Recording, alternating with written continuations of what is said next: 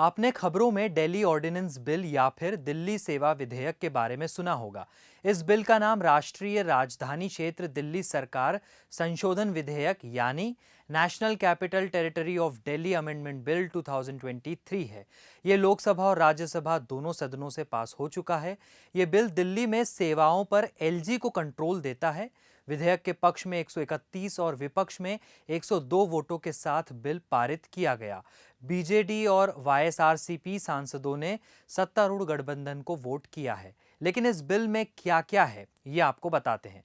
Supreme court ने 11 मई को दिल्ली सरकार के पक्ष में एक फैसला सुनाया और उसे सार्वजनिक व्यवस्था, भूमि और पुलिस को छोड़कर राजधानी की ज्यादातर सेवाओं पर अधिकार दे दिया। इसके बाद केंद्र सरकार ने 19 मई को एक अध्यादेश पेश कर दिया, जिसने दिल्ली सरकार को पोस्टिंग, ट्रांसफर्स, सतर्कता और अन्य प्रासंगिक मुद्दों पर दिल्ली के एलजी को अधिकार देने की सिफारिश की। सरकार ने कहा कि राष्ट्रीय राजधानी के रूप में दिल्ली के स्पेशल स्टेटस को ध्यान में रखते हुए स्थानीय और राष्ट्रीय दोनों लोकतांत्रिक हितों को संतुलित करने के लिए प्रशासन की एक योजना कानून द्वारा तैयार की जानी चाहिए। भारत सरकार और राष्ट्रीय राजधानी क्षेत्र दिल्ली सरकार दोनों संयुक्त और सामूहिक जिम्मेदारी के जरिए लोगों की आकांक्षाओं के लिए काम करेगी। केजरीवाल सरकार ने कानून व्यवस्था को बिगाड़ने और राजधानी शहर में नौकरशाही पर नियंत्रण करने की कोशिश के लिए बीजेपी के नेतृत्व वाले केंद्र सरकार की आलोचना की थी। 3 अगस्त को दिल्ली विधेयक लोकसभा में पारित किया गया। इस दौरान विपक्ष दल के सदस्यों ने वॉकआउट करते हुए अपना विरोध दर्ज किया। संसद से पास हुए दिल्ली विधेयक ने उस अध्यादेश का स्थान ले लिया जो सुप्रीम कोर्ट द्वारा यह फैसला सुनाए जाने के बाद जारी किया गया था कि निर्वाचित सरकार का दिल्ली में सेवाओं पर नियंत्रण है। विधेयक का बचाव करते हुए अमित शाह ने कहा कि विपक्ष ने कहा है कि अधिकारियों को कैबिनेट नोट का मसौदा तैयार करने की शक्ति दी गई है। मैं 2 सरकारों में रहा हूं, अधिकारी ही कैबिनेट नोट भेजते हैं। मैंने अब तक एक भी कैबिनेट नोट पर हस्ताक्षर नहीं किया है, मैंने फाइलों पर हस्ताक्षर किए हैं।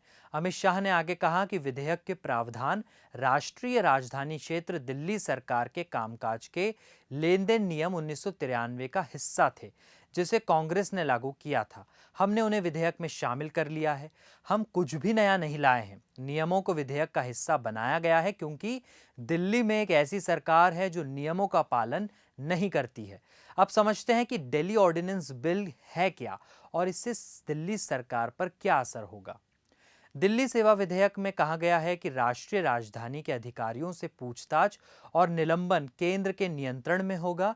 यह बिल दिल्ली के एलजी को कई मामलों पर अपने विवेक का प्रयोग करने का अधिकार देगा, जिसमें राष्ट्रीय राजधानी सिविल सेवा प्राधिकरण की सिफारिशें और दिल्ली विधानसभा के सत्र को खत्म करना, शुरू करना और इसका विघटन शामिल होगा। अब विधेयक राज्यसभा से भी पास हो गया है, मतलब ये मौजूदा अध्यादेश का स्थान ले लेगा, जो दिल्ली सरकार को ज्यादातर सेवाओं पर कंट्रोल देने वाले सुप्रीम कोर्ट के आदेश को रद्द कर देता है।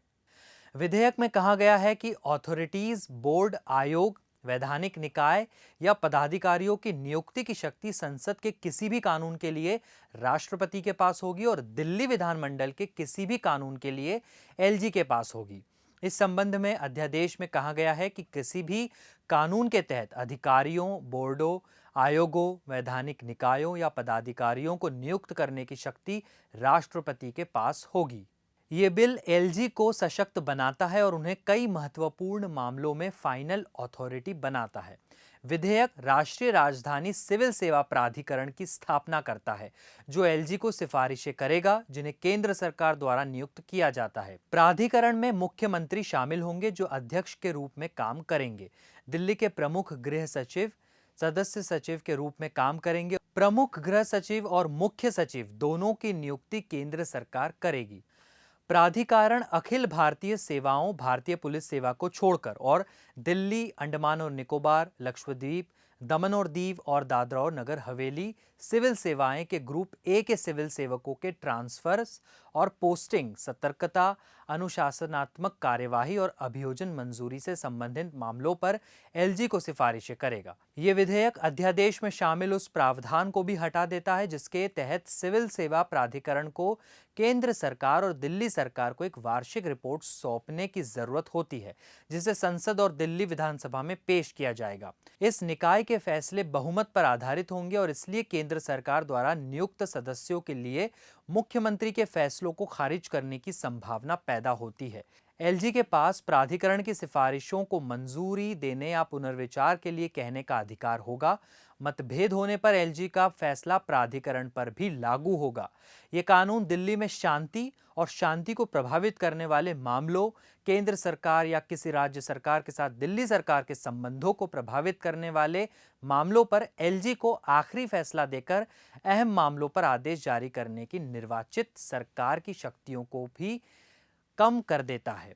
लेकिन इस बिल का विपक्षी दल विरोध क्यों कर रहे हैं? केंद्र सरकार ने बिल को संसद से पास करवा लिया है, तो वहीं दूसरी तरफ विपक्षी दलों ने भी इसका विरोध करने में कोई कसर नहीं छोड़ी। यहां तक कि इस बिल के विरोध में वोट करने के लिए भारत के पूर्व प्रधानमंत्री डॉक्टर मनमोहन सिंह व्हीलचेयर पर बैठकर राज्यसभा की चर्चा में शामिल हुए। विपक्षी दलों के सांसदों ने दिल्ली अध्यादेश बिल पर अपनी प्रतिक्रियाएं दी है। दिल्ली सेवा विधेयक पर बहस पर अपना पक्ष रखते हुए कांग्रेस सांसद शशि थरूर ने आरोप लगाया कि विधेयक के जरिए शक्तियों के संवैधानिकता का उल्लंघन हो रहा है। उन्होंने कहा कि देश अब जबरदस्ती संघवाद देख रहा है। कांग्रेस नेता अधीर रंजन चौधरी ने संसद के बाहर मीडिया से बात करते हुए कहा कि दिल्ली की चुनी हुई सरकार की शक्तियां छीनना असंवैधानिक है। चुनी हुई सरकार की शक्तियां छीनना संविधान के खिलाफ है, चाहे कोई भी पार्टी सत्ता में हो। आम आदमी पार्टी के राज्यसभा सदस्य राघव चड्ढा ने बिल को राजनीतिक धोखाधड़ी और संवैधानिक पाप करार दिया। उन्होंने विधेयक को सदन में अब तक प्रस्तुत सबसे अलोकतांत्रिक, असंवैधानिक और अवैध कानून बताया।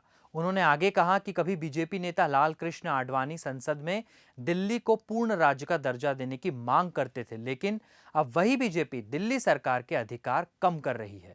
बीजेपी को याद दिलाते हुए राघव चड्ढा ने नेहरूवादी रुख अपनाने का आरोप लगाया और कहा कि ये उनके तात्कालिक एजेंडे के अनुकूल है। बिल के पारित होने के बाद दिल्ली के सीएम अरविंद केजरीवाल ने कहा कि ये काला कानून जनतंत्र के खिलाफ है, जनतंत्र को कमजोर करता है। अगर जनतंत्र कमजोर होता है तो हमारा भारत कमजोर होता है। पूरा देश समझ रहा है कि इस बिल के माध्यम से कैसे आप दिल्ली के लोगों के वोट की ताकत को छीन रहे हैं, दिल्ली के लोगों को गुलाम और बेबस बना रहे हैं, उनकी सरकार को निरस्त कर रहे हैं। सीएम केजरीवाल ने कहा कि मैं आपकी जगह यानी केंद्र की जगह होता तो कभी ऐसा नहीं करता। अगर कभी देश और सत्ता में चुनना हुआ तो देश के लिए 100 सत्ता कुर्बान करता। सत्ता तो क्या, देश के लिए 100 बार अपने प्राण भी कुर्बान करता।